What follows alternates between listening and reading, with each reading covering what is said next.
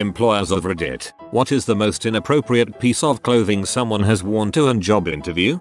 A few years back, I had someone show up fresh out of the swimming pool, hair wet, bathing suit and cover up on, still wet, hadn't taken the time to dry off. I went through the interview and a test simulation of the job with her. She actually did very well at the simulation. When I took her to see my boss that made the ultimate decision, he took one look and said no. Didn't ask about the simulation or anything, just no.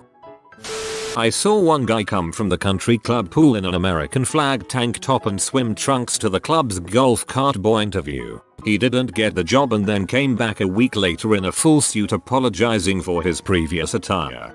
Someone got lectured by their mom. A guy showed up in flip-flops, cargo shorts and a tank top. Ended up being the best interview of the day by miles. Ended up one of the best people I ever hired. I still don't recommend anyone do this, but it has worked.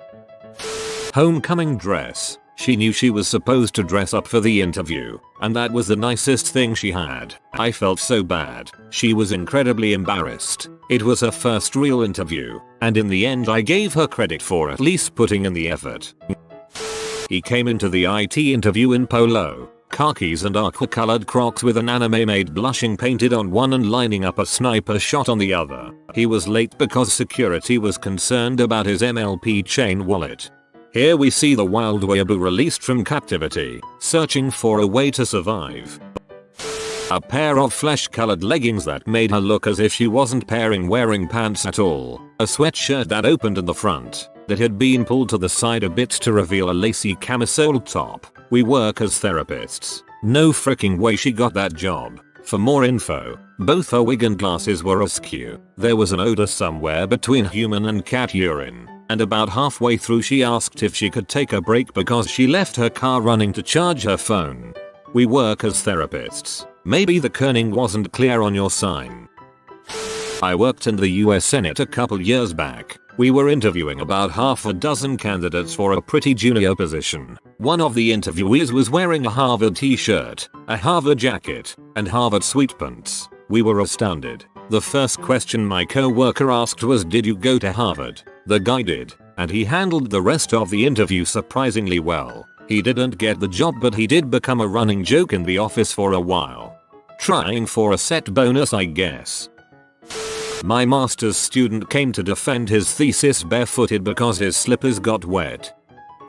I was the person. This was 20 years ago, and I had just moved to the city. I was 17 and spent 3 weeks working as a hostess at Denny's. A friend asked if I wanted to go rollerblading, so I was strapped into my rollerblades and was wearing athletic wear. She then pulled up to her gym, had me walk in my rollerblades up to the second story where the daycare was, and told me that I was interviewing for the nanny job that she heard was available. I actually got the job because the woman who owned the gym was impressed that I could climb stairs in my rollerblades.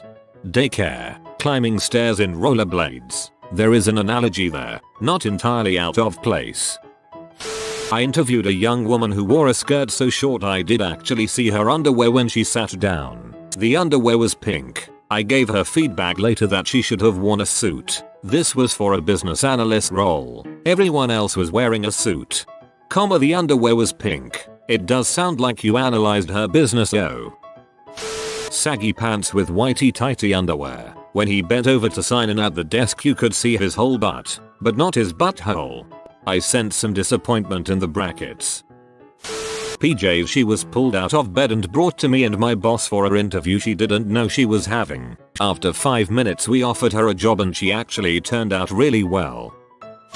Back when I was an hourly manager at Walmart, guy came in with greasy hair, white t-shirt full of holes, and sweatpants. And to top it all off, he looked like he had a semi. Surprisingly he didn't smell, and the clothes actually looked clean, so that was good. But still, I gave him a hard no, but the overnight assistant gave him the go, because he wasn't going to be on her shift, and she thought it was hilarious. This guy was a freaking nightmare. Wore that same outfit, now never washed, almost daily, smelled like death, butt, and coming. And he was crazy. We were finally able to fire him after he pulled out his pocket knife and cut his co-worker. Thankfully the cut didn't cause any real damage to the kid. But seriously, WTF. Smelled like death, butt, and cum. One of those is oddly specific. Not an employer, but when I applied for my city's EMS it was a pretty grueling interview process. Showed up in a nice shirt, dress pants and attire. Guy who was interviewing with me showed up in ripped jeans wearing chains and a white shirt. This was an interview with 3 senior paramedics and the medical director of the city. They told him to leave and come back when he was serious about it. I just interviewed for city EMT about 14 days ago. I wore a piecemeal suit that looked pretty good. The guy after me was wearing cargo shorts, hiking boots, and a plain t-shirt. After I walked out, he looked at me and his face fell. I hope he interviewed well, for his sake. The interview was with 2 paramedic lieutenants. I worked with a guy who applied to the local big city fire department. Apparently all candidates had to submit a passport type photo of themselves, although I fail to see how that's relevant. Diversity quota perhaps? Anyways, this guy was a gym nut and also sent a full head and torso photo of himself, with no shirt on. When I asked him why, he replied, "So they know I'm not a twink." Well, it must have worked, as Twinkie is now a firefighter. That's the twinkiest thing I ever heard. One time I was having dinner in a restaurant and saw a young woman come up to the counter and ask for a job application. The employees gave her one and she sat down near me to fill it out. This is when I noticed she was wearing a cap with a huge pot leaf on it. She finished it, returned it to the counter, and asked what the follow-up would be. The employee said, "We'll contact you in a few days for an interview, and when you come back, don't wear that hat. Go spend a day at court. You'll be amazed how many people show up to the judge in their best pot leaf or rebel flag t-shirt." Woo boy, the guy without pants. At my last job, I spent 10 months in 2017 on a research team doing statistical learning research for health informatics. It's a very large healthcare company, and they basically took almost a dozen of their PhD researchers from BI, R&D, and market dev, temporarily reassigned them to the new Center for Data Excellence. 2 of the PhDs were director AVP level, so they each got to bring a team member with them. My director brought me from market dev because my background's in mathematical modeling, but the other guy didn't have anyone in his department who was free enough to bring along, so they posted the job and started interviewing. I do the pre-interview stuff with one of the junior PhDs, and then the senior team members who come in. Anyway, 4 days into interviewing, we get one dude up on Skype for his interview, and he's way too close to the screen, like his laptop's up on his knees. We asked him to move the laptop back a bit, and he gives it up that he can't, because the lower part of his shirt has a huge, fresh coffee stain, and his pants are hanging on the adjacent wall. He'd lost track of time and rushed home, and he'd spilled his coffee in his hurry. We told him, "No problem, we'll find a new time for you. The shirt might be a goner, but be sure to wash the pants in hot water right away." We actually hired that dude, and I think he's still there. Great guy. Honesty is usually the right call. Crap happens to everyone, but how you deal with it is always relevant. I was on the opposite end of this. I was fresh out of school and had been struggling to get an interview anywhere. I finally got a call about an interview at a white collar firm, and was told to be at the office at 9 AM and to dress casually. 2 days before the interview, I drove out to the office at 5:15 to see how the employees dressed so I could get an idea of the work environment and what to wear. Everyone was wearing dark suits, including the women. I decided to dress business casual, wearing khaki slacks, a light blue button-down shirt, and a brown sport coat. On the morning of the interview, I arrived at 8:45 AM. I had spent several days preparing responses to potential questions I could be asked. I had fresh copies of my resume in a fancy portfolio, and had done everything I could to make a good impression. I even whitened my teeth and got a haircut the day before. I was ready. My interviewer didn't show up until about 10 AM. She walked in and said, "Sorry I'm late. I had some errands to run this morning." I was a little taken aback, especially considering she came in with a big Starbucks cup. I kept my poker face up and pretended like it didn't bother me that she decided to get coffee instead of being on time. Then I noticed she was wearing yoga pants and a sweatshirt. She shook my hand and said, "I thought I told you to dress casually." The rest of the interview went as about expected. She even told me that my GPA, achievements, and awards in grad school didn't matter. She pretty much just made fun of me the whole time in between stories about her kids. Awesome. Maybe if I would have worn a tank top, gym shorts, and flip-flops things might have gone better. I did not get the job. Now I kind of want to know how much worse she would have been without that coffee. Seriously though, as the recipient of some awful higher-ups, sounds like you dodged a bullet. I have one from just last month. This guy was coming in to interview for a financial advisor program. Everyone in our office dresses very professional, and most people I interview are dressed in their best suits. This gentleman came in wearing a stained white dress shirt, with a yellow tinted white undershirt. I forget what kind of pants, but he had a cloth juka belt. Why so serious written all over it with a juka's face in green and black that he didn't loop through the rest of his pants and was swaying around when walking. He also had very long creepy fingernails that were very dirty and he kept rolling and rubbing his fingers together to get the dirt off subconsciously. The icing on the cake was he coughed and snorted something up very loudly, then swallowed it, then loudly commented nice. Somehow this guy aced our assessments and put together a great resume, but was just the exact opposite of professional. We are still not sure if he was trying to frick with us, or was that terribly oblivious. I just assumed he was interviewing for someone else, like Ben Affleck in Good Will Hunting. Fellow I knew was the counselor at the unemployment center. He said he had to explain to one guy he was coaching for job interviews. Don't wear that hat that says beer makes me smart. A Hageo hoodie. You're pretty much hired, but there is also a private one-on-one interview that you need to complete. Please follow me.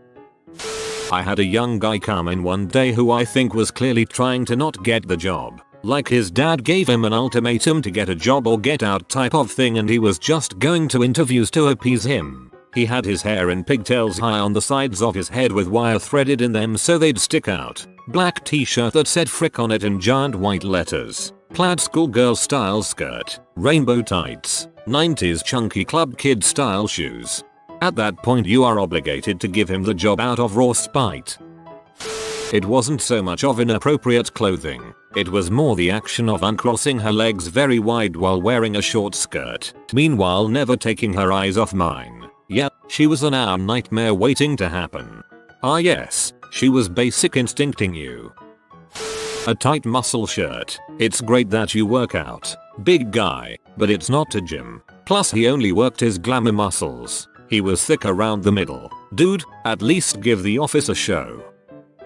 I've never had to deal with inappropriate clothing at an interview before, but, and probably worse, I did have to try to explain away to elected officials and citizens at a public consultation meeting why the engineering consultant we contracted out for a portion of developing that town's strategic plan showed up in a fricking Hawaiian shirt and flip-flops. Reason I gave. He wanted to stand out and field as many questions as possible by sticking out like a sore thumb and seeming approachable. Real reason. This was his last gig before retirement, so he had zero fricks, and he had just signed his divorce papers that morning and spent the afternoon drinking at the hotel bar with his lawyer. Unfucking real. Nothing in his contract dictated anything about attire, since 99% of what he was paid to do was going to be done from his winter place in Arizona, only that he would be expected to show up at any public consultations. You better fricking believe our standard contracts going forward included a clause on it.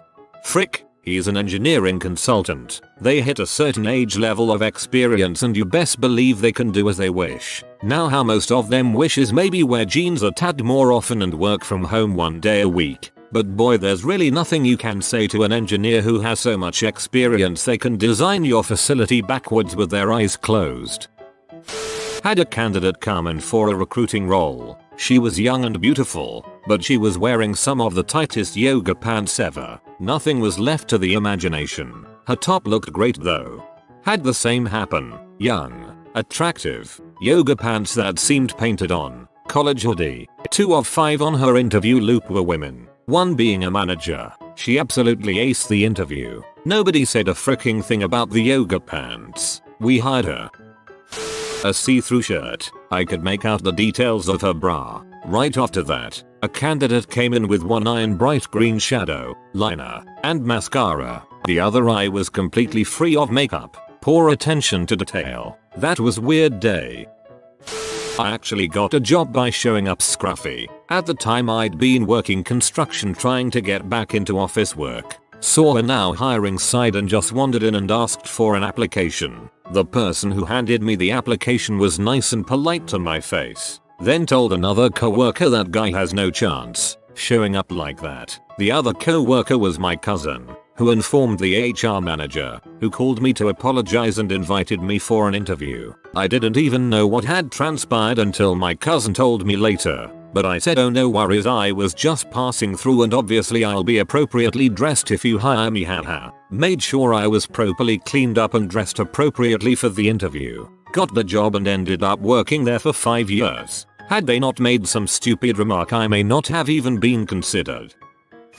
I had an interviewee for an entry-level customer service position at a large company. Showed to our interview 15 minutes late in Hello Kitty pajama bottoms, a matching backpack, a bright pink hoodie, and warm and fuzzy slippers. I didn't even bother with the interview as she was late, but that has to be one of the most unprofessional attire I've seen in my hiring experience. The other I recall was a young woman interviewing for a customer service position at the airline I was at in an extremely low-cut blouse and short skirt, all in black. Mentioned something during the interview about how she hasn't smoked weed in a couple weeks and wanted to make sure we knew she wasn't high.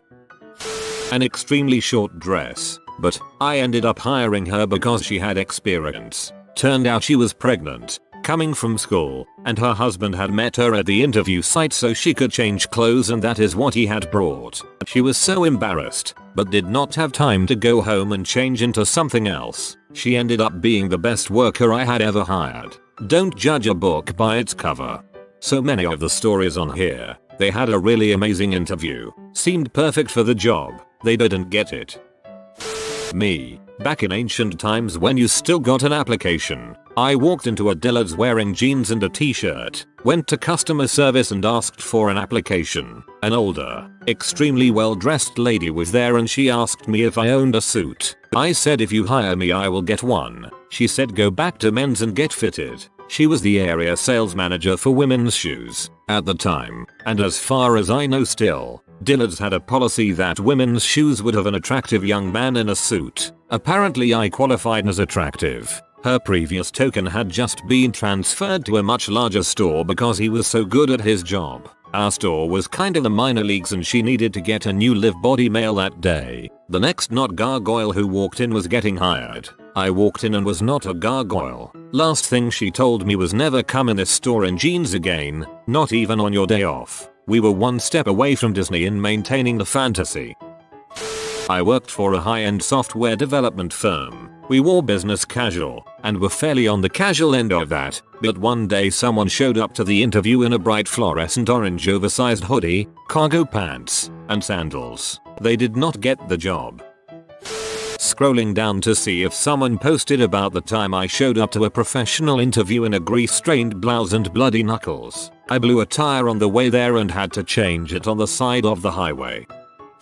Not an employer, but I recently watched this train wreck happen. My boyfriend's second job just hired several new people. BF and I were hanging out at his place of work after his shift was over, and we had the pleasure of witnessing an interview. Please note that this is a pretty casual place. All of the workers there wear jeans and gym shoes or boots to work. Their uniform is a t-shirt with the company logo, although sometimes the workers come in wearing a different, occasionally nicer, tops depending on if there's an event there or something. Interviewee shows up wearing the tiniest, tightest, sparkliest party dress I've ever seen in my life. It barely covered her nipples. Her entire braless back was exposed, and when she sat down on the chair for her interview, her whole bare butt hit the chair because the dress could not physically stay over her bottom while sitting. She was also wearing 6-inch heels. No offense meant towards prostitutes, truly, seeing as how my best friend was one for a bit, but she honest to God looked like she had just walked in from the street corner. The only place that outfit would have been appropriate was in a bedroom. Really,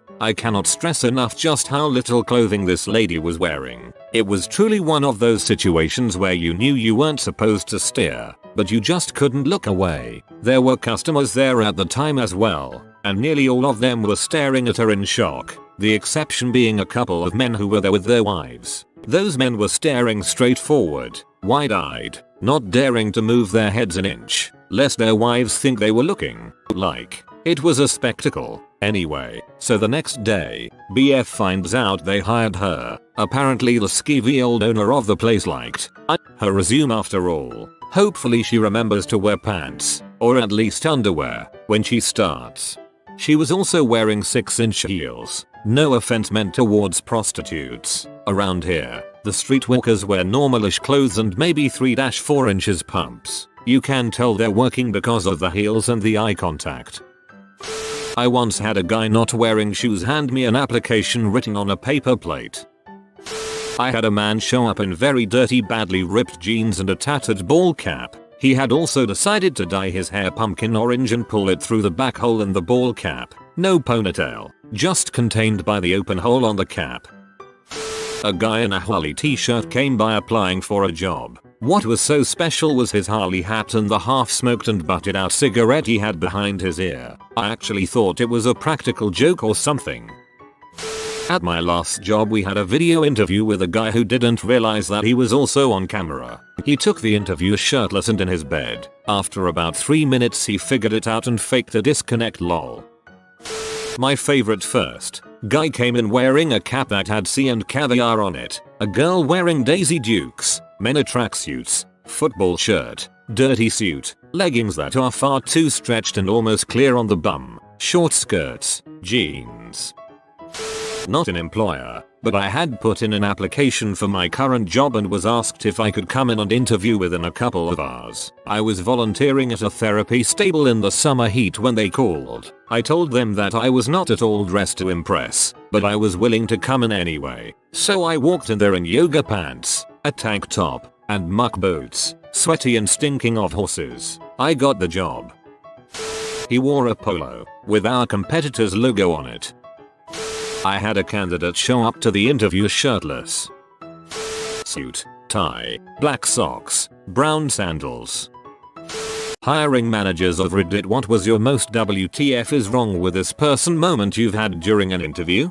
I once had a candidate for an intermediate level analyst brag during an interview that he used to work other jobs and play poker while working his primary office job. For example, for about 2 weeks. Before he was caught and got fired from both jobs, he would take long lunches. No one knew where he went between 10:30 and 1:30. Turns out he had gotten a job making pizzas at the next door pizza restaurant and worked the lunch rush. He also bragged about playing poker at work constantly. This was in the late 2000s, while online poker was still in its boom. He bragged these things to me as if I, a relatively young professional at the time, would think he was cool. Or maybe he thought it demonstrated his ability to multitask and still get his job done. I have no idea. Either way, we did not extend him an offer. Had a candidate who came in and said how hot my admin was and asked if she was single or open to Freaky Fridays. Me. I see you manage a vegetarian restaurant. Interviewee. What? It says here you manage a vegetarian restaurant. I guess I did write that. Not really though. My girlfriend had an art exhibition, and I organized the sandwiches for the opening. They were vegetarian. This was a candidate that was otherwise pretty impressive seeming, and had been among the favorites for a quite sought after position. The interview had even gone quite well up until this point. I met him later at a party. He had no memory of me.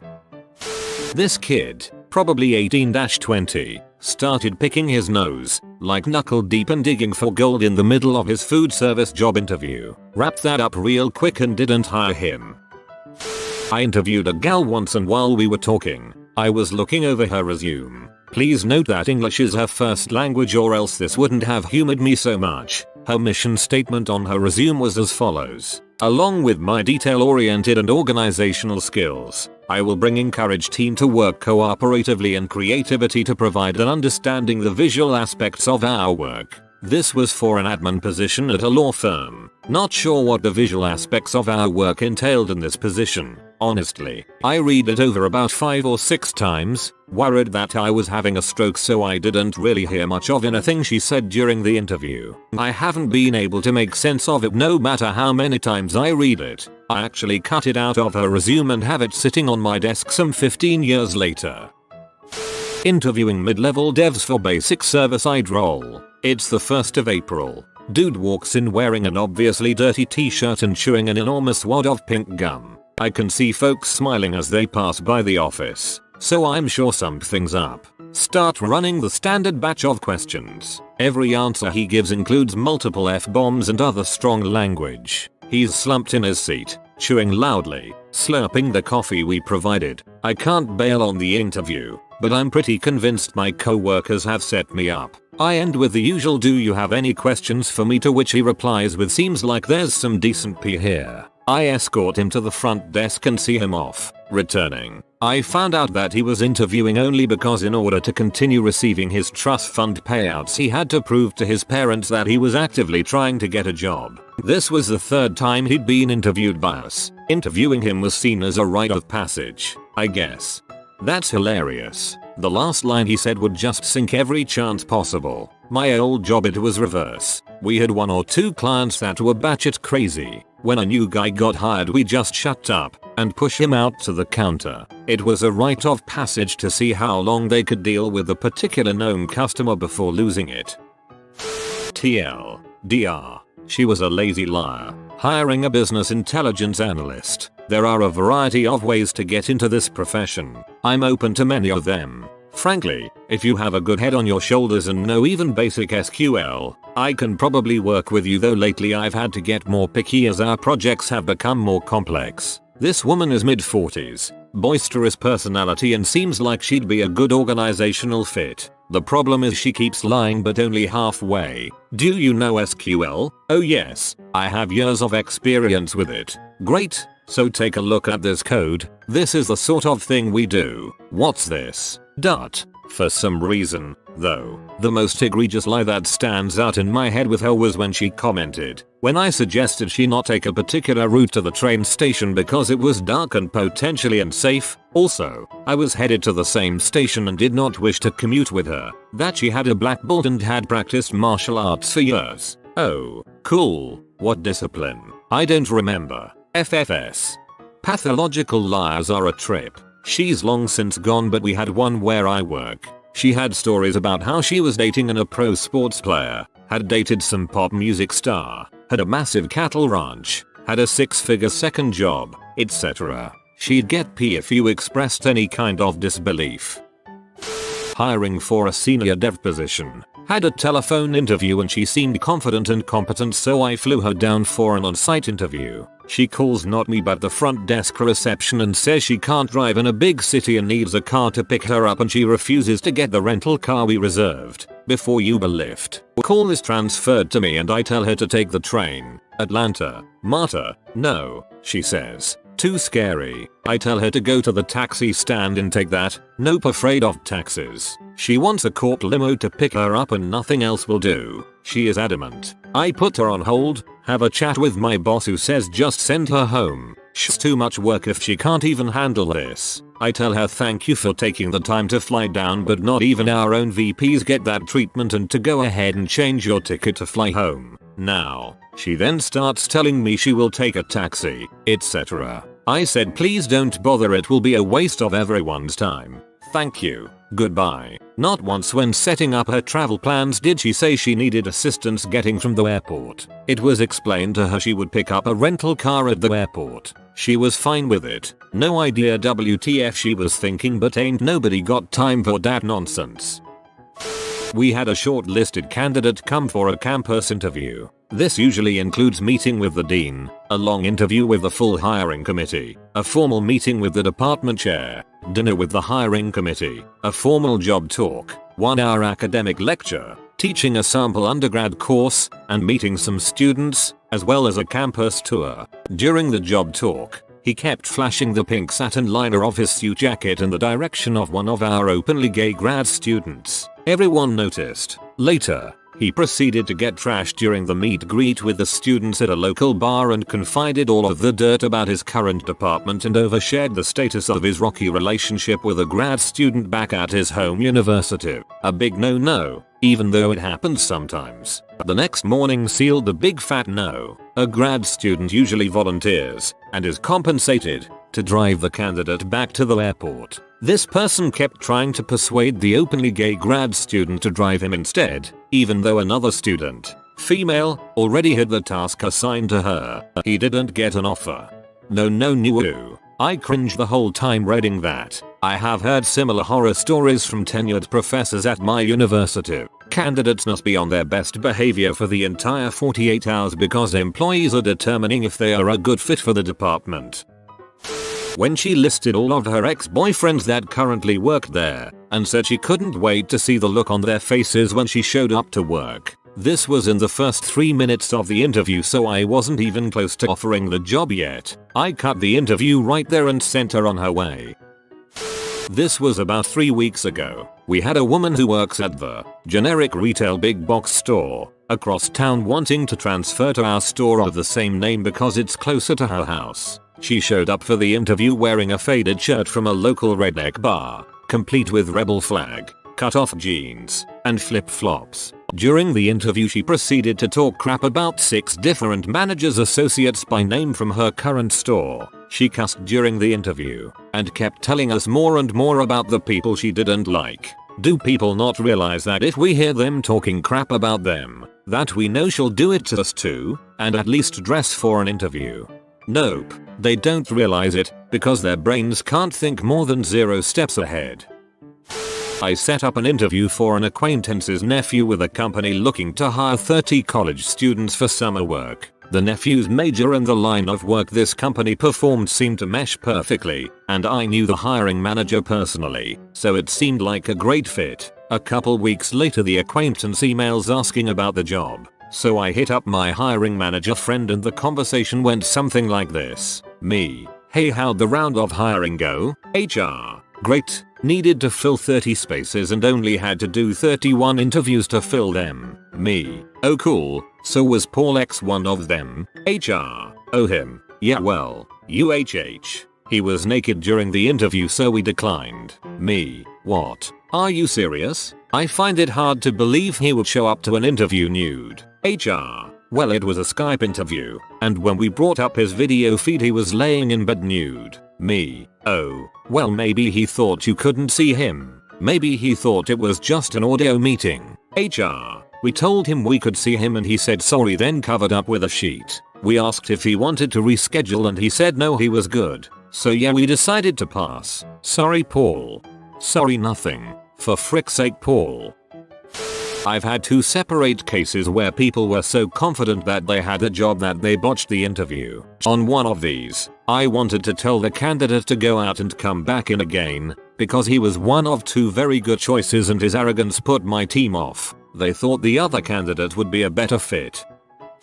I was performing a video interview with a candidate. They were clearly in a large bedroom, with most of it visible in the background, but it was clean so I didn't mind. In the back right corner was a closed door. About 7 minutes into the interview I see the door open slightly and some dude poke his head in. See that his roommate girlfriend was in an interview, then close the door. Not a big deal, it happens. I ask my next question and let the candidate respond. But then, about 30 seconds later I see the door slowly open again, only this time the dude comes crawling out the bottom. He continues to crawl across the floor making his way to the opposite side of the room. I assume he thought he was out of the camera's FOV, but he was clearly visible. He gets to the far end of the room and turns to fiddle with something but in the air facing the camera. Finally, he finishes up with whatever he was doing and makes his way back and out the door. I know I should have stopped the candidate and had her deal with the dude, but it was so funny to watch I had to let it play out.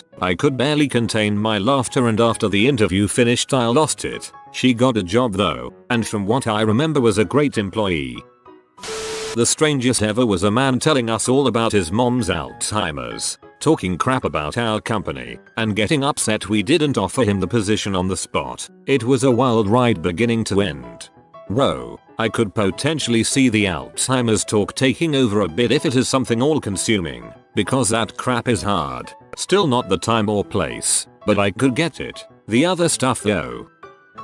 Hiring for a customer support role. Explained to candidate on pre-interview email how she would need to sign in at our reception kiosk and register herself. Get name tag sorted. Then the hiring manager, me, would be informed and would come out to the lobby to get her. 15 minutes before interview time, I hear a god almighty jangly noise and see a woman repeatedly trying to open the locked door, and at one point, uses her hands to beat the door and wave at people inside. I open the office door, ask her how we can help, find out she's the candidate when meant to interview and she never read instructions. She lost out on the role there and then, but we still met with her for about 10 minutes. We interviewed 3 other people that day and none had problems with interview etiquette.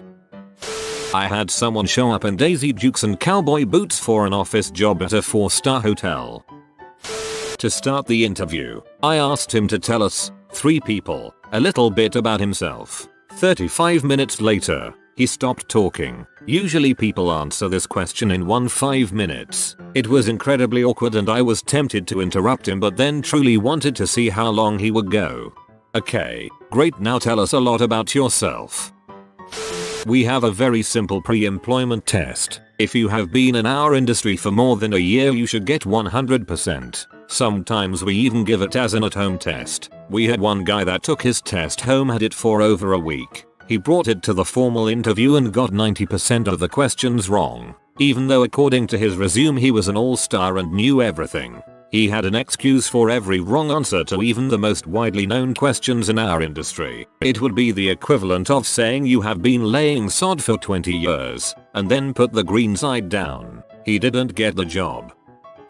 I did a phone interview with a guy and he seemed really excited and very friendly. He seemed to be relatively new to the field, but we were willing to give him a chance. I invited him to come in for an in-person interview. My manager and I were doing this second interview, and when I called him in, he gave me a huge hug and proceeded to talk to me like I was his best friend. As a 27-year-old woman, I was incredibly uncomfortable and froze up. At the end of the interview, we told him we would reach out to him within the next couple of weeks to let him know the outcome. After the interview, my manager asked if I knew him, and I said I definitely did not. His interview was not great either, and he was not a good fit for the job. My manager was the one who had to call him to let him know he didn't get the job. However, he proceeded to call my phone every day that week and left me long voicemails. Most of the times he'd ask about his interview, but sometimes he'd say things like, "Hey girl, how are things going? I was thinking, if I get hired we should hang out." It freaked me out,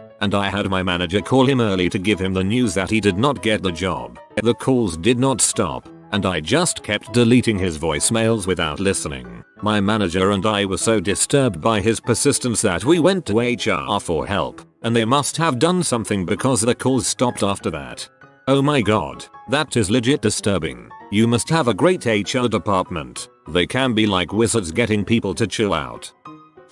Not a manager, but I was the interviewee. I wasn't feeling well that morning, but I had an interview with a super cool science museum as a promotions event coordinator. It would have been the perfect job. I decided to go anyways. As I drove to the interview, I felt horrible. When I went inside I was feeling worse. I was asked to sit and wait for the hiring manager to come get me. When she finally did, I knew I had made a mistake in coming. I got up and followed her across the whole museum and up 2 flights of stairs. It felt like it was 120 degrees in there. And finally, as we were walking toward her office and she reached for the door handle, my stomach let go. I barely made it to the trash can right next to me and proceeded to vomit for a good 2 minutes, even dry heaving a few times. When I was finished I looked up and she had her back to me with her head in her hands like she was trying to hold it together. I said I was sorry and I hope she had a better day than me, and I turned around and left. Man, that would have been a fun job. Probably could have just told them when you first arrived. It shows that you are super serious, and I would have just rescheduled with you or made it more convenient. Hiring for an apartment building doorman. He kept telling me that he was just on the phone with Hong Kong putting together a currency exchange transaction and that he was working in another big thing in China. He asked me to wait a few minutes while he finished typing an email. Told me that he's always on the phone. Was not hired. I have 2 stories. The first is back in college days. We were interviewing for a new college newspaper reporter. The question was, this position requires an energetic, inquisitive and outgoing person who can chase a story and get the facts. With that in mind, how would you describe yourself? The answer was fun. Care to elaborate on that? Number. They did not get the position. The second one was for an IT position in my later career. An individual that had been fired from one branch of a government agency decided to apply for another branch a few years later, but his resume read very much differently than the reality. Instead of him being fired for essentially not knowing how to do his primary job function, he was now let go when the project closed 3 years after he was fired. Also, all his resume achievements listed for that time were things either myself or one of my co-workers had accomplished. Things that he didn't even have any involvement with. I guess he didn't realize we were on the hiring panel because we had merged with another region. I honestly don't fathom how he thought that was going to work out because it was the same agency and it's not like we wouldn't have noticed. I was on the interview board for a forensic technician position, aka CSI. The interview process was a series of questions and we give the applicants a photograph from a crime scene and ask them to write down everything they observe and what they believe is important. We always informed the applicants of the process before we begin in case there are any questions issues. We would also go over the job description again just in case there are any questions about the duties of the position. We had a qualified applicant and her application clearly suggested she understood what being a forensic technician involved. We did our standard review before beginning the interview and she said she understood and was eager to begin. We got to the part where we present the photograph and she freaked out. It was a photograph of a deceased male from a heroin overdose, so there was no blood but a bit of vomit. You could not fully see his face in the photograph. Nothing too graphic. She freaked out and asked if the photograph was real. We told her yes. This was a photograph from a scene within our jurisdiction that our team had responded to. She dropped the photograph on the table and said it's too disgusting and how could we show her something like that. We reminded her of the duties of the position and she said, well, I didn't think I would actually have to see something like that. It's not like that on TV. All of us on the interview board nodded at each other and I advised her the interview was over and thank you for coming in. I put out my hand to shake hers and she grabbed my hand with both of hers, begging me to let her continue because she really needs a job. I reminded her of the duties of a forensic technician and that if she could not do this most simple of tasks there was no way we could consider offering her a position. She left. About 2 weeks later, she had received the thank you, but no thank you letter from our HR department. She called, gets transferred to me and asks why we didn't hire her. I reminded her that she herself stated in the interview she couldn't perform the duties of the job and she tells me she's changed. Can I give her a chance? She told me she binge watched Forensic Files and she was ready now. Not a hiring manager but interviewed an older guy to replace our sysadmin. He had to fax me his resume because he couldn't figure out how to attach it in an email. That kind of stuff is unfortunate. He was probably making bank handling antiquated systems, likely at a bank, until they finally upgraded and kicked him to the curb with the ancient machinery. I was interviewing a CDL driver candidate and this is how he explained his arrest for domestic violence. You know how Cherokee Indians get. I once received a resume that was just a list of around 20 places someone had worked with, the reason they had been fired next to each one. They assume all resumes are like that and are confident their lack of physical violence related dismissals will make them competitive.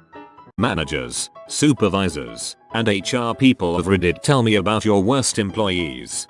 Best one-day job story I have heard. A friend of mine is a surveyor. They had a kid last one day in employment. They took him out to a rural site and he was told to go out and record the numbers on the surveying pegs on this site. He gets back to the truck about an hour later with an armload of pegs. Instead of writing the numbers down, he pulled the pegs out and brought them back. That was a month's worth of very delicate surveying work wasted. They never saw him again. I've done surveying work. Reading that physically pains me. Senior HR lady puts up an anonymous suggestion box in office. One of the anonymous suggestions pisses her off. She hires a handwriting specialist to compare the note to all current employees' applications on file. She fires the guy for making an anonymous suggestion that management should have a 30-minute lunch break limit like everyone else, or everyone else should get an hour for lunch like management. She should be burned alive as a witch. Oh man, I would lawyer up so hard on that. The general manager's daughter, who was generally reviled by all, had a small argument with a really nice older lady in her mid-60s who's just returned to work after recovering from a heart attack. She threatens that she's going to get the nice old lady fired. Then, realizing she can't do that, tries to get her to sign a bull's paper stating she was disobeying orders. The nice old lady kindly refuses to sign said paper and the daughter storms out of the room and into her office, where she proceeds to slam the door so hard it bounces back and hits her in the head, and then she falls over and takes a desk cornered to her eye. Nobody got up to help her. She eventually got up and drove herself to the ER, and had the most disturbing black eye when she came back to work a week later that lasted for weeks. I started believing in karma after that. Several of my employees have friended me on Facebook. In general, I think this is a bad idea, but I usually accept to not be rude. This one employee was a full-time telecommuter that worked in another state. He would frequently miss deadlines, perform the bare minimum amount of work a human possibly could, etc. All along, he would be posting political and religious rants on FB all day. The best would be how he would use Foursquare to check in at different places like Lowe's while he was away for meetings. I always wondered if he forgot he friended me, or just gave that little of a frick.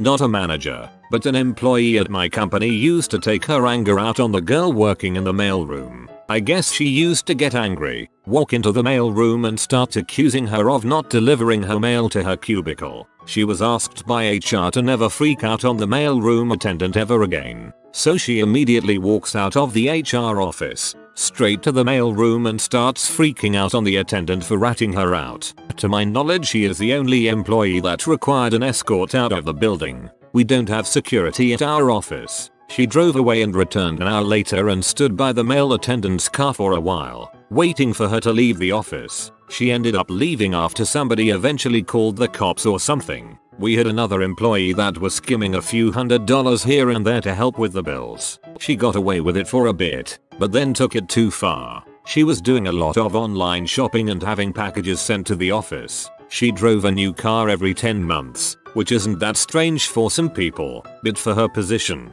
she wasn't making the kind of money to pay for vehicles of the type she was driving. I won't elaborate on how she was caught, but after a few years of a repeated pattern, somebody caught on. She was fired, then charges were pressed. Executives went to court as witnesses. She ended up in prison for a few years. She's probably still there. She'll have to pay restitution when she gets out. Worst part, she has a kid that's about 10 years old. He got pulled from a life where everything was fine and great, and now he lives with his grandparents and his mom is in prison. We also had a pretty high-ranking executive that got silently fired for fricking a receptionist at a company party. He looked like Toby Flenderson from The Office.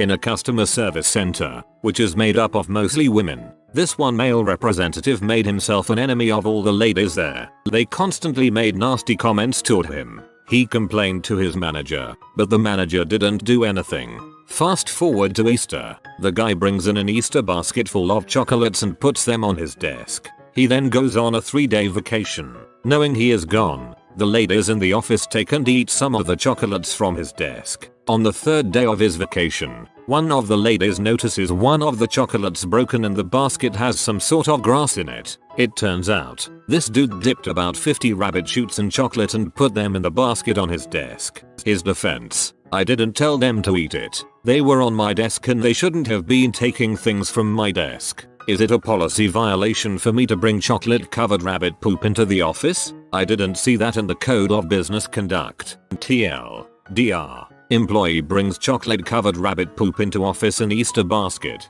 Ladies in the office all eat it up while he is on vacation.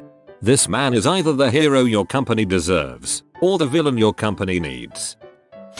Had an employee that worked in customer service department for a debt relief company. He had set up an arrangement with a creditor to reduce the balance on one of our client's credit cards. Then he called our client, let them know how much needed to be paid, about $7,000, and then gave his personal information so it could be wired to him, and not the creditor. We only found out because our client called back in and spoke to someone else. She was at the bank and wanted to verify his name for wiring information. We then listened to his calls he had been making to verify all of this. He had been planning a vacation to Mexico and telling his girlfriend to go pick out whatever ring she wanted. We immediately let him go, and after pulling all his emails and listening to all his outbound calls, we found out that luckily it was his first time to try this, and no one got screwed. TL. Dr. Dickhead tried to steal a lot of money from an elderly client.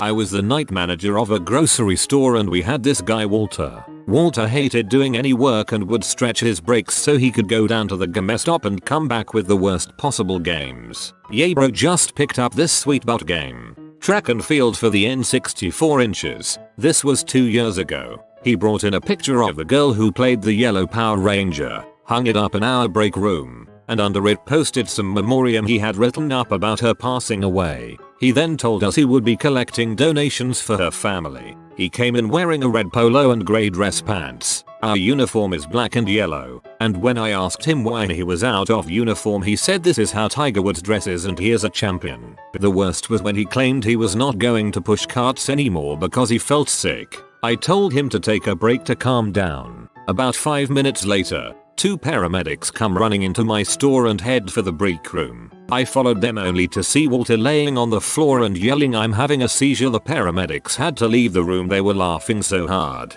He eventually got fired after he threatened to spray another kid in the face with mace if he didn't switch shifts with him. TL. Dr. Crazy Wally. Can't argue with wanting to be a champion.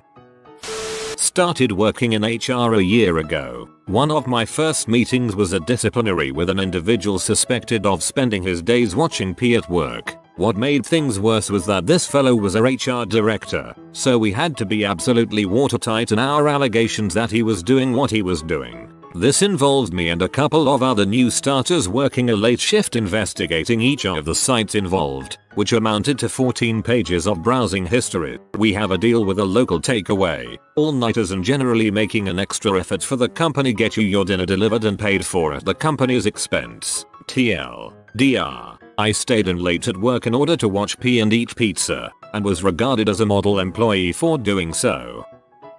I'm not a manager, supervisor, or HR person, but when I worked in a call center I saw people fired for all of the following.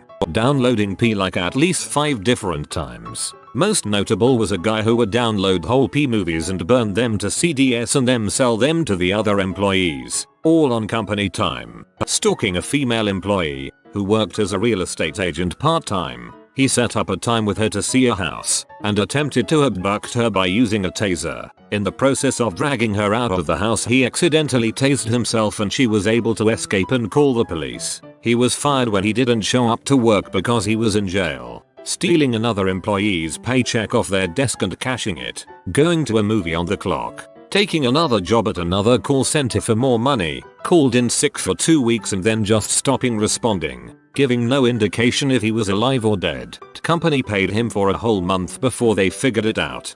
Might have to try the last one eventually. In my early 20s I managed a 7-11. I came in one morning and asked the overnight shift guy how things were. He said uneventful. A few minutes later I was counting out the register and noticed a perfectly round hole in the counter next to it. I asked Figgy, yes Figgy, his name was Mike, but he wanted to be called Figgy, if the maintenance guys had come in early to install a new point of sale or something on the counter, hence the hole. He said, and I quote, no, I had a gas run last night, and I got mad about it and shot the counter. It took me a few seconds before I did a double take and my best Sheila Broflovski what and he showed me the .38 revolver he apparently always had on him while working.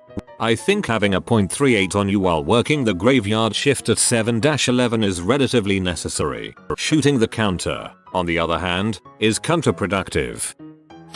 I used to manage a pizza shop in college. A girl we worked with would go to the bathroom 4 or 5 times a shift, often when we were incredibly busy. When I asked her if everything was okay, she started crying and told me to mind my own freaking business and quit. A few days later, her dad comes in and threatens to kill me if I kept harassing his daughter. I was all like, WTF, but come to find out she was telling her dad that the reason she quit was because I asked her to frick her in the bathroom. Long story short, put a lawyer on retention just in case and everything sorta blew over. I work at a grocery store's meat counter, and we hired an older gentleman who very explicitly hit on every young female that walked by. One time these 2 girls walked by, probably roommates or sisters, and very loudly he yells, so do you ladies have a lot of fun with each other? I bet you do. Charm like that is rare nowadays. My first job ever was Guitar Center. I had been there about a year when they hired some new kid. Nothing new. The turnover rate is pretty dang high, since it takes a day or two for the computer system to acknowledge you and get your password set up. The ops manager put him in our back room to help the warehouse crew. Within 2 hours they were complaining that this new guy couldn't figure out crap, couldn't sort cables, couldn't read labels, and was clumsy with the merch. So the ops manager goes back to talk to he kid, only to find him in the corner with one of the warehouse razor blades cutting on his arm, with a creepy smile on his face and softly singing to himself. Needless to say, cops and paramedics were called, and we never saw the kid again. You haven't worked your real first work day until the blood is drawn. I wasn't the actual supervisor, but there was this girl at my work that had filed a couple claims for workman's comp because she said she hurt her knee at work. She basically had a month off of work, and when she did come back she milked her injury for all it was worth, leaving in the middle of her shifts or asking to be pulled off the registers almost immediately after she had gotten there. This might have flown a little better, though, if she hadn't consistently uploaded pics of herself on Facebook showing her and her friends going bowling or going dancing. One time, this same girl called in sick for the day, leaving the cashiers severely short-staffed. I was mad because I had to come in early and stay later than my original shift, but I just thought, hey, it's money. Not even an hour after this girl was supposed to be at work, she came into the store to go shopping. I thought maybe I had misunderstood the situation and she actually had the day off or something, but I asked my supervisor, hey, Ashley called in sick. Right after my supervisor confirmed this, I said, well, she's right there, and she's shopping. My supervisor was P. So many stories. When we first turned on logging for our internet connection, we found out that our grave shift guy was looking at P for almost his entire shift. Who can look at P for 8 hours straight? A huge spike in bandwidth usage caused us to look into one particular user, who was apparently uploading videos of his wife doing other men to her swinger site. One of the guys in HR got fired for taking inappropriate pictures of the cocktail waitresses on the clock. Of course, the worst was the best tech I had. Guy was very bright, but socially inept. He had no idea how to interact with the end users. He'd inevitably end up insulting them. He was good enough at his job that I spent a long time trying to keep him. In the end, he just said the wrong thing to the wrong person. He very nearly cost me my job as well. Last I heard, he was working in a place where he had no public interaction and was doing quite well. One guy we had working for us used to print off P pictures on a very heavily used printer at a very large corporation and would then go to the bathroom with them for 15 minutes. Was assistant to the department head for a production company. We hired a recording specialist from out of state, and when he agreed he asked me could we get a job for my wife within the organization as well. I assured him we could find something for her. They relocated, and he comes in to do his hire paperwork with her. She doesn't have any unique skill set. The best she's going to get with us, or anywhere else, is a $10 PH office assistant. We detail the pay, duties, etc. as to what she'll be doing, and she goes watery-eyed and gets irate. She demands $60,000 a year to be her husband's assistant, to have no responsibilities, phrased as a light workload, whatever she thought needed to happen, to have a desk next to his. After stifling confusion and laughter, we explained that nothing like that existed. She turns, fuming with anger, to her husband, who looks at us, scared, and says, "You sure we can't make that happen?" We fired him 2 months later. His wife would constantly lock the two of them in their office. We assumed they were screwing, but they wouldn't answer the door to the studio, the phone extension in there, anything. Why is it so hard to get a job when dumbasses like this are working? This happened to a fellow night supervisor at a security company. We had one security guard assigned to vehicle patrol, driving around to various sites and calling in his patrols to our dispatch folks. There were no GPS trackers or anything on the vehicles at this time, so we supervisors would randomly tail the vehicle every few shifts just to make sure people were going where they said they were. This was well known amongst the guards. Shifts were chosen at random, so it was a good deterrent for people stray from their assigned routes. So dipshit security guard gets followed by his supervisor one night and promptly heads about 3 or 4 miles in the wrong direction and ends up at a casino in a ghetto-ish part of town. The guard changes from his uniform into t-shirt and jeans and disappears into the casino for about 2 hours. The whole time he is calling in his normal rounds to dispatch while my colleague, his supervisor, seethes in the car outside. The supervisor called him a couple of times to check this or that reading on equipment at the sites he was supposedly patrolling,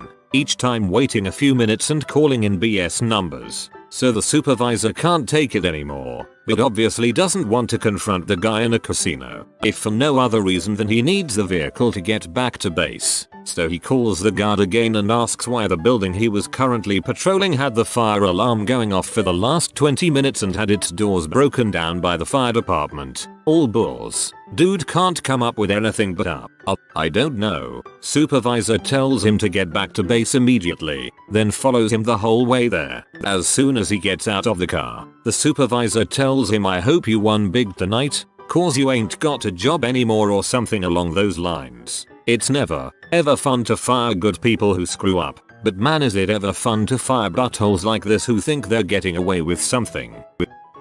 Worked for a friend during the summer as a supervisor running a paint biz. There was a ton of problems with young dumb kids who don't want to work hard, but one that sticks to mind is we had a kid who decided to wash his white paintbrush off in a stream next to this house. The stream was flowing into the homeowner's pond, which ended up turning all white and killing a bunch of his koi fish. So we ended up paying a good sized fine from the EPA for cleanup costs, and lost out on getting paid on that job.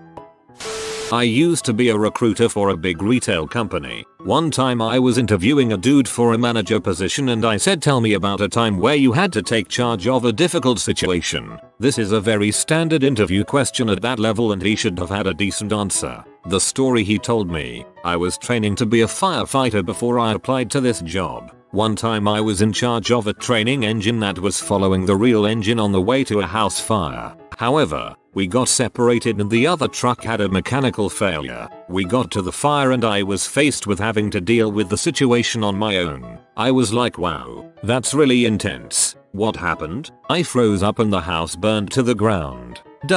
Frick, dude, lie to me.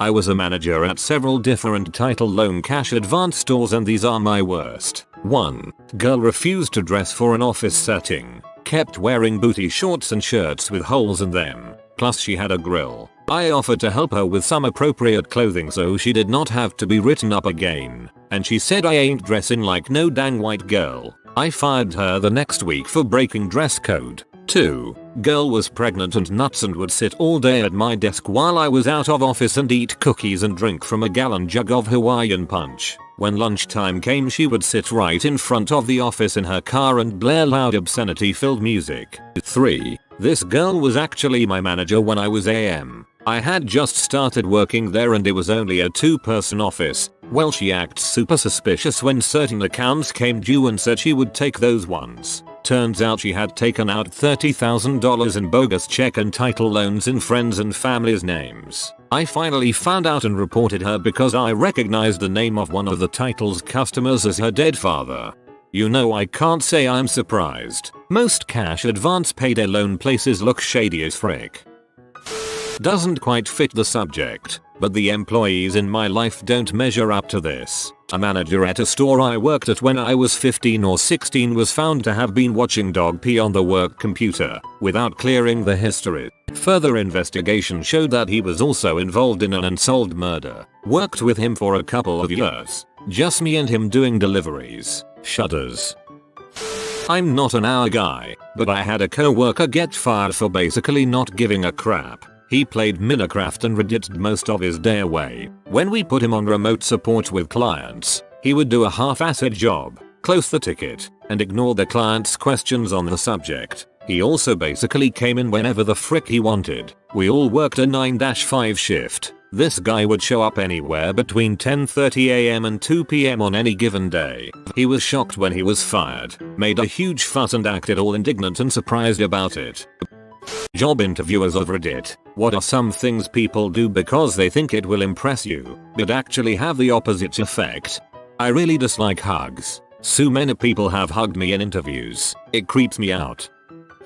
Had a student applying for an entry-level IT internship. His resume said he was fluent in Cantonese and Mandarin. Just for fun, I decided to check. I'm a randomly fluent white guy. He did not, in fact, speak any Mandarin at all. Still hired him, and turned out to be one of my best interns ever. But it did raise a red flag that was entirely avoidable.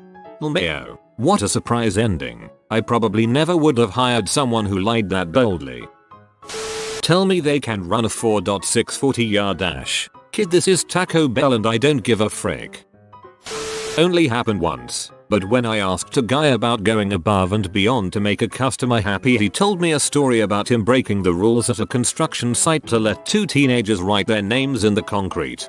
One of my friends, who was previously the store's assets protection executive, asked the same question, and the idiot said he gave the customer back extra change at the register.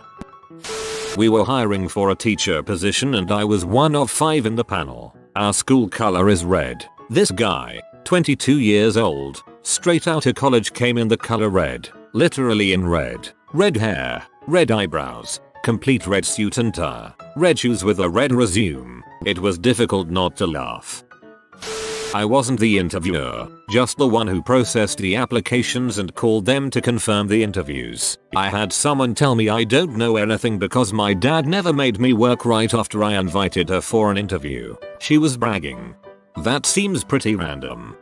Throwing around technical jargon that is meant to go over the head of the interviewer and impress them, I guess. It's only happened one time, but it was very memorable because my background is engineering, not sales, and I don't believe the candidate bothered to look up my ally profile. So I was very aware that he was misusing terms and confusing technologies in an attempt to show how smart he was. He wasn't. The other interviewer was impressed with how much he knew until I explained it was all a bunch of well-worded, but wrong bulls, and if he did that in front of a client he'd have zero credibility. Advice: stay in your lane and talk to the job you're applying for. Pulling out your phone. A lady who was applying to be a delivery driver was interviewing with me and I asked her if she's ever done any volunteering. We're very involved with the community, running drives and fundraisers and stuff. She pulls out her phone to scroll through her Instagram feed to a picture from 3 years ago. Over 5 minutes of silence and she finally gets to the picture, which was her twerking on a baby elephant at a wildlife sanctuary. Don't ever pull out your phone during interview, for one, and especially don't show your potential future boss an almost naked picture of your butt, for 2. Twerking on a baby elephant. I think you missed out. Name dropping someone they know that works at the company, not a reference. I've sat in on a couple interviews where the interviewee dropped the name of an employee and it was someone who isn't well liked. I was part of an interview process where the candidate name dropped someone at the company who happened to be in the room. That did not go well for them. Dumb business buzzwords. Hear them all the time and they just make you look like you were churned out of a factory. Be genuine. When they know everything being asked, so many have been caught out when asked follow-up questions to explain. It just turns me off immediately when they're caught in a lie. Tip: if you don't know something being asked or don't have the experience, just be genuine about it. I personally don't expect anyone to ace the interview. In an interview I had years ago, I was asked a question that I didn't know. I started to make up some bulls but then just told them that I wasn't familiar with that. Towards the end of the interview, when they asked if I had any questions, I asked them the same exact question that I didn't know. I got the job. During an interview for a permanent, full-time position, I asked a candidate the relatively standard "where do you see yourself in X years" question. Her response, in a very bragging tone, was, "Well, my husband is doing very well for himself and is planning to take early retirement in 5 months. So when he retires we'll both be retiring and moving to the south of France. Yeah, I'm not going to employ someone for a permanent role that requires a month of training, who's going to hang around for 5 months maximum. So I guess don't do that." Bragging, interrupting, going off on tangents to tell stories. Just answer the questions clearly and competently and you'll do well. Using the phrase "at my level." Complimenting me, interrupting before I'm finished with the question, telling me personal stories, information completely unrelated. I made fun of the fact that the interviewer was from NJ. What exit did you live off? Wanted to impress her with a good old insult from back home. Didn't work. Oh man, I'm a recruiter, so that's literally all I do all day. I had a man brag to me about going above and beyond by doing extra at work because women don't think they should have to do things themselves. I'm a woman. I had a woman tell me she's such a hard worker, unlike this new, lazy generation. I'm a millennial. I had an Asian woman at an old job talk to my boss that was in the interview with us and was trying to make it seem like she works so well with all different people, and tried to show this by asking my black boss what his favorite flavor of Kool-Aid is and where he gets his soul food. It used to crack me up how many middle-aged, or older, people sat across the desk from me asking for a job while simultaneously talking about how lazy our generation is. You just know they go home talking about age discrimination when we don't hire them. Advice to interviewers moaning about people coming too early. Don't change the time of the interview. Let them wait. It doesn't have to disturb your schedule at all, and it could be that they had a transport choice of being too early or not being sure if they would be on time. Remember, they don't really know the commute yet. Also, they just might want to get a feel for the place while they calm their nerves and prepare. I once asked a girl what the best constructive criticism she'd ever received was. She answered by telling me a long story about how one of her high school teachers told her that she was a follower, not a leader, which apparently upset her so much that she whipped off a novel of an email to the teacher explaining all of the things that she felt made her a leader. Her tone throughout the entire answer was one of absolute disbelief, like she was shocked and disgusted that someone dared call her a follower over 4 years ago. She clearly thought it was a great answer that illustrated her willingness to stand up for herself and be a leader, but all I heard was that she completely misunderstood my question, was unable to think of any actual examples of constructive criticism in her life, something a student in a creative major should have tons of, and roundly rejected criticism given to her by her superiors. So, don't do that. Actually listen to the questions the interviewer is asking you, and then answer them. I'm friends with the person who interviews for jobs at our technology company, and the conversation goes as follows. Him. So on a scale to 1-10, how good would you say your knowledge level about phones are? Interviewee. 10. Him. Okay, great. So tell me what you know about Apple products. Double quote. Interviewee. I'm not sure. I've never worked with an Apple phone before. Double quote. Him. Okay, what kind of phone do you use? Interviewee. I don't even know. It's some type of Android. Double quote. Denied for the job. Ignore the woman who is also interviewing you, and answer her questions while looking at me, and direct all your questions at me. Interviewers often have BS culture fit conversations, but I've found just giving people common opportunities to be in, but, like including a diverse set of interviewers, is plenty to find out who you really don't want to work with. Rambling. Dear God, the rambling. They'll just go on and on and on with an unrelated answer to your question. Sometimes it's okay just not to have an answer. Also the button-up suit coat. It's weird, guys. It's weird. Bashing their previous current company. I don't know why some people do it, but it's very unbecoming. When asked the question of why did you leave your previous position, don't say because you hated your boss or that it was a terrible place to work, or go on a long drawn out rant that ended with HR firing you. I've luckily only been in this position twice. Both times I was honest about the problems, but phrased it there were lots of things about the job I really enjoyed, such as X, Y, Z, but in the end the issue of N became too big and we weren't able to resolve it.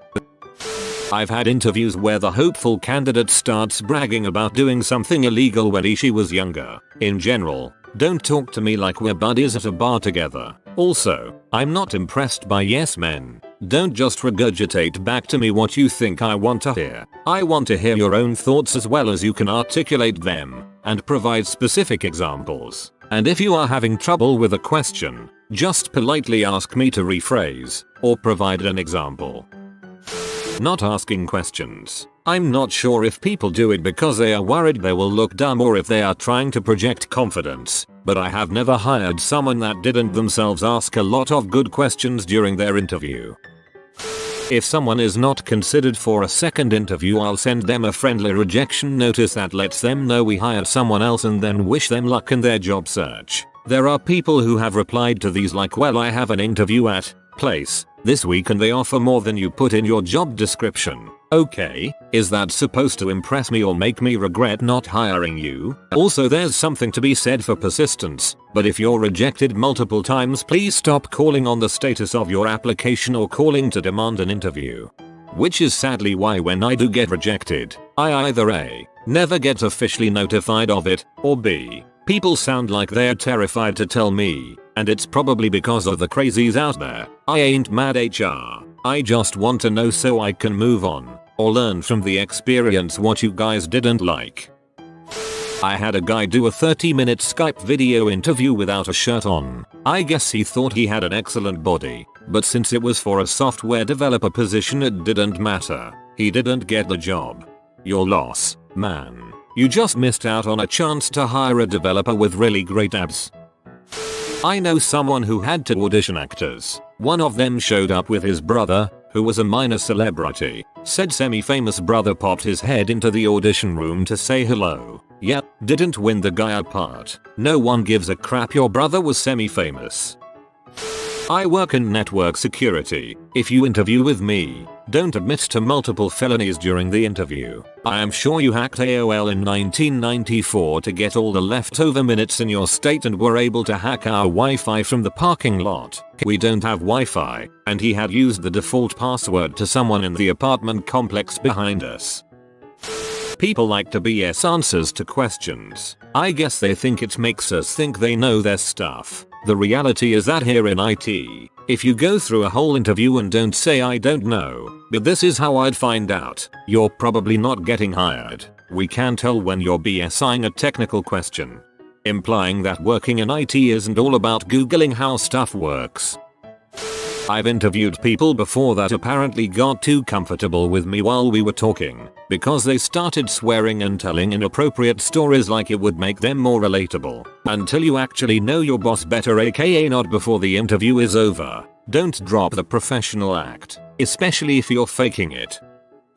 My co-manager and I interviewed a man for a supervisor position who was obviously qualified for the position, and he knew it. Every question we asked him, he would give an unexpected answer, then explain his answer and connect it back to the question in a roundabout way. Every answer he gave took at least 5 minutes of explaining, because he was trying to be clever. Luckily it was a phone interview, so the entire time my co-manager and I were looking at each other like, what the frick is this guy talking about? He would have been a shoo-in for the job if he would have just answered questions normally. It's been several years ago, so I can't remember any of the specific questions or answers, but they were over the top ridiculous, and he was 100% serious about them.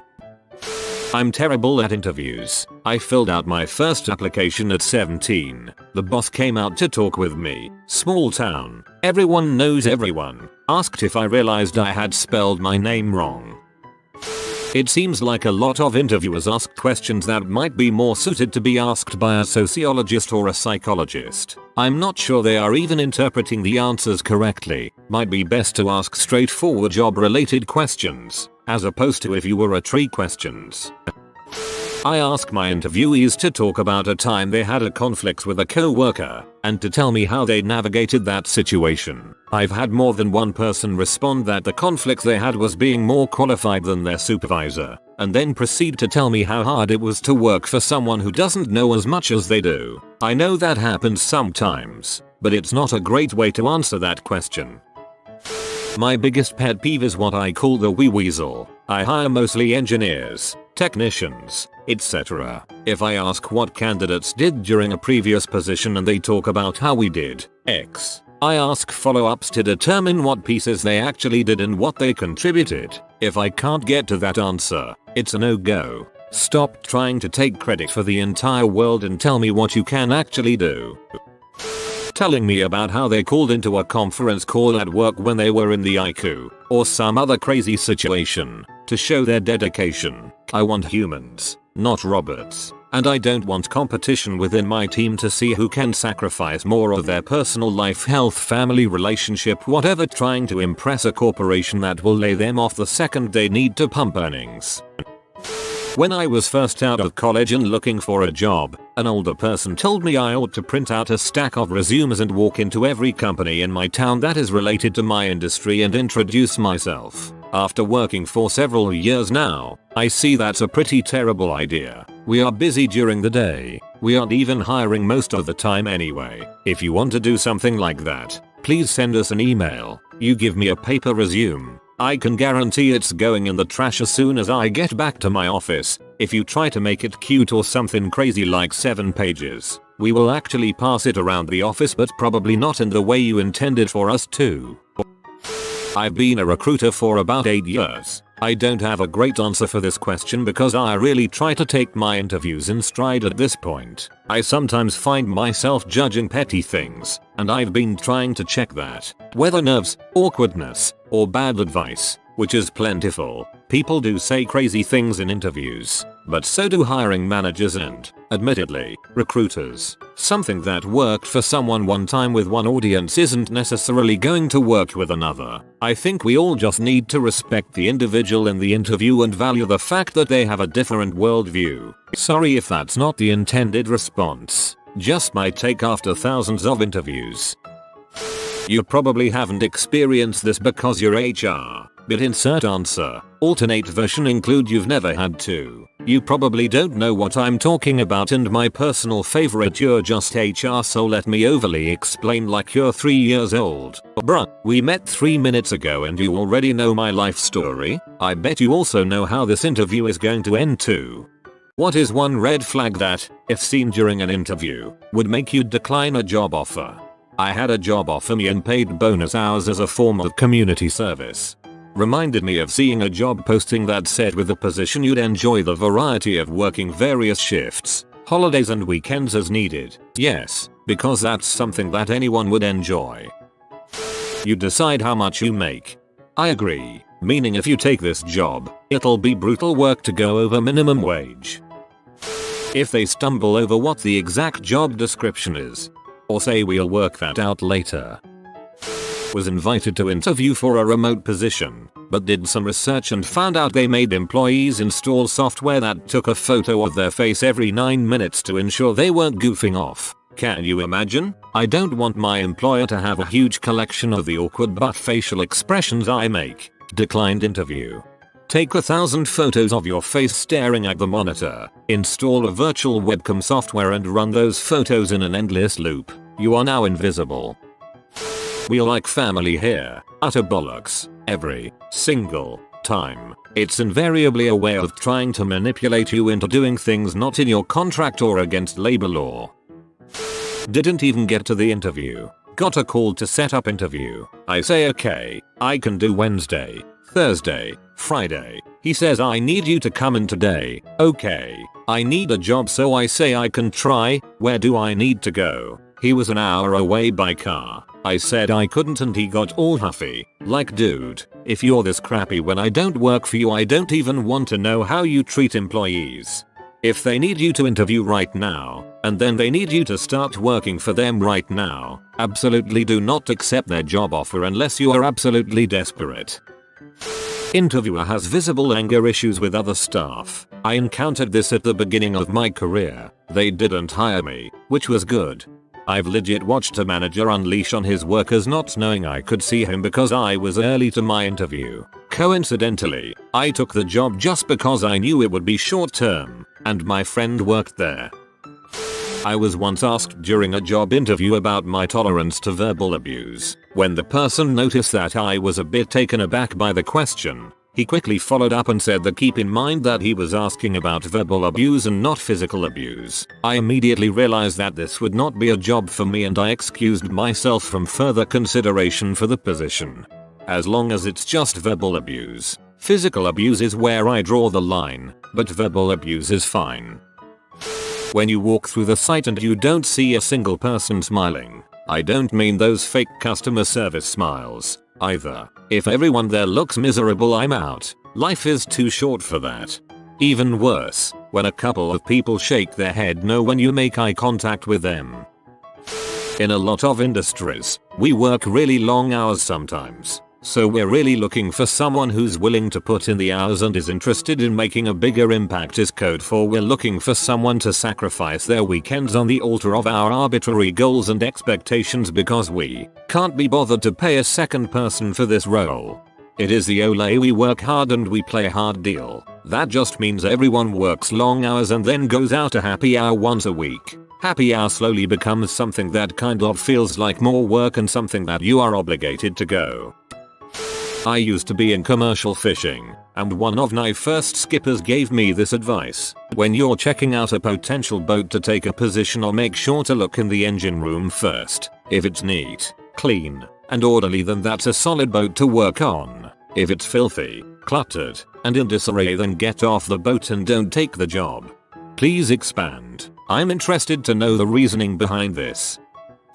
Most of my work has been lineman work for cable telephone providers and driving trucks, and if they start asking about prior workers' comp claims I'm out. Have had owners ask me if I got hurt would I allow them to let them take care of it and keep the government out it. Yay, no way. We lax on safety and unwilling to improve, so we'd rather cover up problems than prevent them. Your health and well-being mean nothing to us.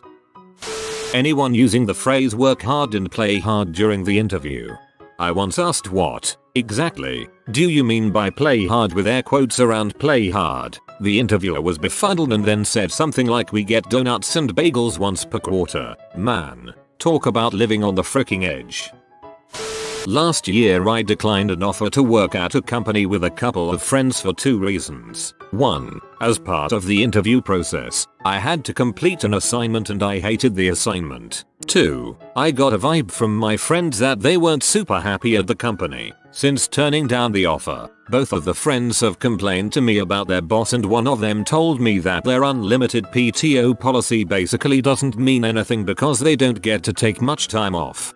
Yay, the Updoot is a trap. You get great reviews, take a few days off and then notice the reviews are not as stellar anymore. People who visibly show they haven't looked at your resume. I have no issues go in depth about my experience or things that may need clarification, but to blatantly not know anything about the person interviewing shows they don't even value their potential employees at a minimum. I've interviewed way too many people that didn't know what they had on their own resume. Asking for a fee before you can get started. Jobs pay you. Pyramid schemes ask you to buy their crap up front and sell them. Stress interview. I walked into one of these for a PhD interview. They deliberately were abrasive and unhelpful to the point of callousness, including tossing my entire proposal out the window. After proposing a different approach, I then got criticized for not reading up on a proposal that they had given to me in the interview. Also my lack of skills for such an approach. Again given to me in the dang interview. I was happy to change approach, but I can't generate years worth of experience in a click of my fingers. They ended up offering me a position, but without funding. Then I asked them if they had any ideas on where to apply for funding for this niche area. No response. I just ignored them after that. If anyone tries that on me in a job, I am walking straight out the door. Life is too short for such nonsense. If they ask if you are on medications and if so, what medications and why? That's definitely illegal where I live. I explained that I was in school and outlined my availability. He asked if I was fine skipping all of my classes on Thursdays because that's when they need me. Years ago I was about to be hired to work full-time in a car parts factory. I was at a second interview when the interviewer told me that upon being hired I would need to see a doctor once every 3 months and sign a bunch of paperwork basically stating that if I got any respiratory or reproductive illness as a result of working around the fumes in that factory that I understood and took full accountability for the consequences. I left and never went back. That sounds illegal. If I hear the culture is work hard play hard I am out. That translates into we beat you like a rented mule and then throw a half-assed Christmas party with a limited open bar. The interviewer was selling me on taking the job more than I was selling myself on getting the job. The interviewer gave me feedback on revising my resume, offered to advance me to the next interview round and coach me on how to handle the interview, etc. Never been offered that much support before or since. Really put me on the guard and I turned down the job. About a year later, I ran into her while having lunch at a restaurant. I actually didn't recognize her at first because she had a big smile on her face but was dead serious during my job interview. She admitted that company had been a stressful place to work. She now worked somewhere else and was much happier. For me, it's the schedules. Someone offered me a job where I would have to often do 12-hour shifts and have meetings until 11 PM. All of this for minimum wage. I am 46, I can't do 12-hour shifts on my feet all day anymore. They ask a lot of questions about something on your resume that isn't really relevant to the job you're applying for or of interest to you, and hint that they want you to do that as well. If it's something you don't mind or actually enjoy, that's fine, but be careful of getting locked into a role different from the one you interviewed for. Would you be willing to give up a few vacation days to help out some of your fellow co-workers finish their work? Lol, nope. Oh heck no. That's just management being too cheap to hire enough people. We do more with less. Translated, we will overwork and not pay you for it. We're a human-sized company with a great startup spirit and paid extra hours and micromanagement. That's like the definition of sugarcoating a really crappy job and wearing men hats. Many years back I interviewed as a shipping manager for a manufacturing company. During the interview they were really insistent about hiring someone who was very experienced with their network of freight carriers. They used UPS. I only had FedEx experience at the time. They had a few next flight out couriers they used, but I was totally unfamiliar with them. I had used different couriers in the past, but not the ones they had under contract. Throughout the interview they stated several times that they needed someone who could hit the ground running. It really sounded like this company was not going to have any patience with me to learn any new systems or procedures. I thought the interview was a waste of time based on what they saw on my resume. The lack of patience I perceived from the interview panel was a big red flag for me. They called me the next day and offered me the job. It was a real shock. I turned it down, and it shocked them as well. I didn't have the necessary experience with their carrier network, and from the interview I felt they were not going to allow any kind of learning curve. I felt like I would have been setting myself up for failure. Had an interview where the interviewer said, so you probably made what, like $40K last year? I had made double that and knew if I went with this company I'd only make a little more than $40K. If he hadn't said that I probably would have taken the job. One thing I experienced was as follows. The manager met me at my job and said I seemed like I would have a knack for the line of work he's in. I, being unhappy in my current job, perked up hoping this would be a good transition opportunity. First red flag, he didn't tell me to come by an office job location for an interview, but to meet up for lunch. Again, I, being young and naive, didn't see anything wrong with that. Fast forward to the lunch, I began to notice what was going on, but didn't want to be rude. Second red flag, the guy tried not to mention the company name. Toward the end of the interview he asked me, so, on a scale on 1-10, what's your interest level? And I asked him the name of the company, and once he told me, I let him know that I was going to research the company to see if I wanted to continue with the process. Long story short, the company was Promerica, which in my opinion is the worst MLM scheme I know of. If you do a little research, I'm sure you'll agree. Once I showed up for an interview in an office building that turned out to be Promerica. Once I realized what it was, I got up to leave and an employee there just happened to walk by and said, you'd give us a good feeling. I hope you'll be a part of our team. So I smiled, said thank you, and stole every single one of their magazines on display, and just walked out. I turned one down when I noticed the average age of employees was about 20 plus years older than me, but at the same time the entire department I would be working for had turned over in the last 6 months. Still that much older than me. I am not sure what that points to, but I noped out of there quick. Probably a place that took seniority very seriously and nobody wanted to fight with people who've been there forever. Good call though.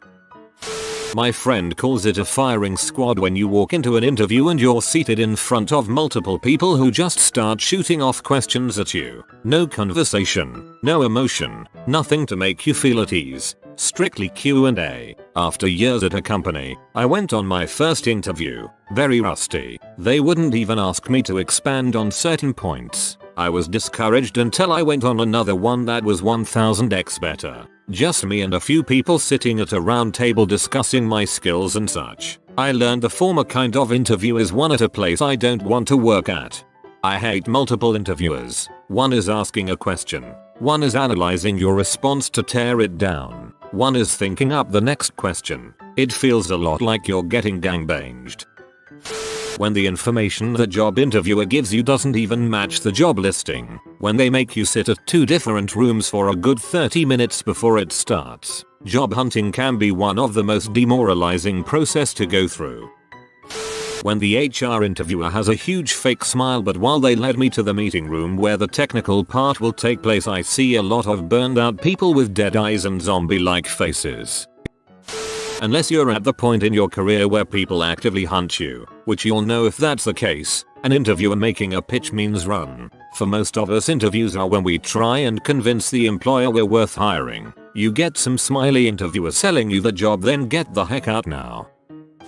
I study history and I work for a gardener to earn some money. Once, I applied for a job in an archive because the job would have a lot more to do with my major. The interview was terrible. They made me talk about gardening for nearly an hour. Interviews usually last 30 minutes where I live. I wanted to talk about my achievements in history because of the obvious connection to the archive, but all they wanted to know was how to trim trees and hedges. Also, they said that I'd have to be there at 8 AM to work and emphasize on how early that is and asked if I could handle that. When I said yes, they didn't believe me. I start gardening at 7.50. So, a lot of these weird questions.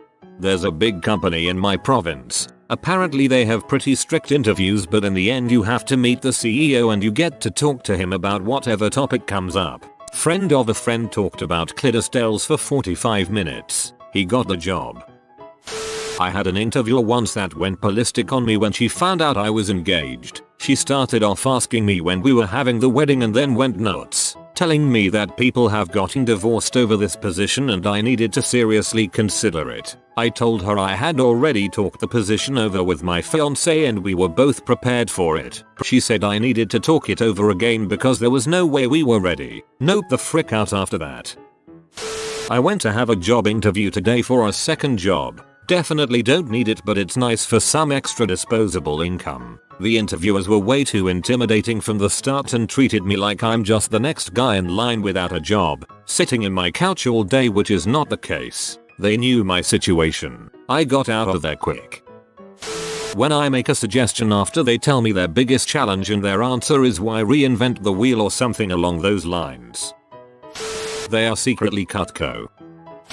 2 interviews I saw fights break out between staff. One was a heated discussion between a staffer saying he was going to quit and an abusive manager saying he wouldn't do it because he was a coward. His family would be disappointed in him, and he always says he's going to but never follows through because he was chicken crap. We were just passing by the office kitchen where this was occurring on the way to be interviewed. I was told to ignore them, that those 2 had problems. I have no idea if those people would be in my management chain, but I didn't pass the interview anyway, and I didn't really care that they didn't call me back. There was a lot that went wrong in that interview, but that was the first red flag. The second was an interview where there was no mouse on the test computer where I was supposed to show that I knew how to set up an OS instance. The guy who was interviewing me wandered around the office for a while, came back with a wireless mouse, and while I was using it someone came into the meeting room where we were interviewing and took the mouse back from me forcefully. He looked at the guy who was interviewing me and angrily told him that it was his mouse that he had brought from home because they didn't have enough mice in the office, and to get one of his own, the interviewer had to find another mouse. That was a company undergoing a buyout, and everybody was pretty much at everyone's throats. I told the recruiter who sent me there about the entire experience and said I wouldn't accept the job if they offered it to me. I ended up accepting another job before they ever got back to me, but I got feedback that I interviewed quite well, even though I failed pretty much every test they gave me. Had an interview at a mortgage lender a few months back. The last 2 questions of the interview were what is our CEO's name and where did he play college basketball, as if I was supposed to be in total awe of the 4 minutes per game he averaged in 2 years on a Division I basketball team. A group interview. Even if you do a one-on-one segment, it's not usually a good sign to have a bunch of people scheduled at the same time in one room.